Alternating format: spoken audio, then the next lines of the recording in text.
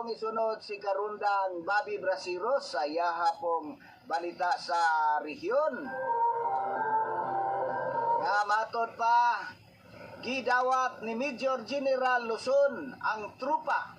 Gipakusog ang pakigtambayayong sa media og militar alang sa kalinaw og seguridad. Karundang Bobby, ihandos mo.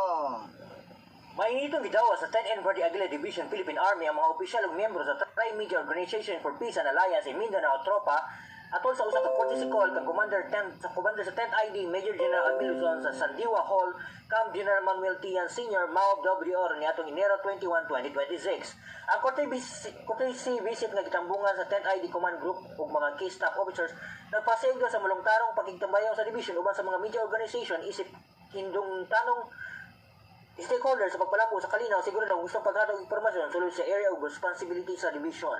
Atol sa pagiginabi, ipamatunan sa tropang ila padayon nga kasalig sa suporta isip dugay ng kauban sa 10th NPD Division. Ilabi na sa pagtabang sa mga information campaign nga nakatampo sa malampusang pagpatuman sa Internal Security Operation.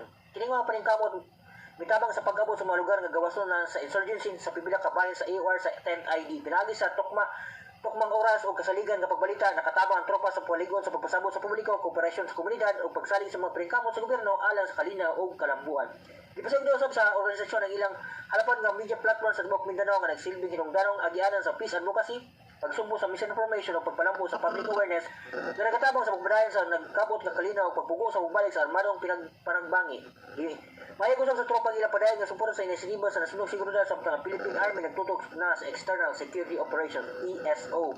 Ipadayon ni Major General Alvin Luzon ang iyang pasalamat sa padayon nga suporta sa tropang nga sa Philippine Army ug gila ang papel sa media sa pagpulma sa hustong kahibalo sa publiko, papalikon sa kalikon sa komunidad o papalikon sa kalinaw o kahimtang sa seguridad. Iyang namatigdan nga ligon ang kolaborasyon tali sa media ug militar dakong tabang sa kalampusan o peace building initiatives ug sa mas laban nga mission sa Army sa ESO lakip ang pagpanalibot sa soberenya, pagpalibot sa ilungdarong mga lugar o pagsiguro sa malungtarong seguridad sa Mindanao.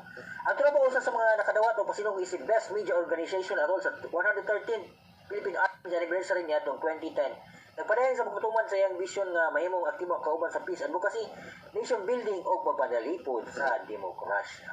Para sa Radyo Ronda Balita Southern Mindanao, ini si Bobby Brasiros Jr. reporting. Okay, daghang salamat Karundang Bobby Brasiros.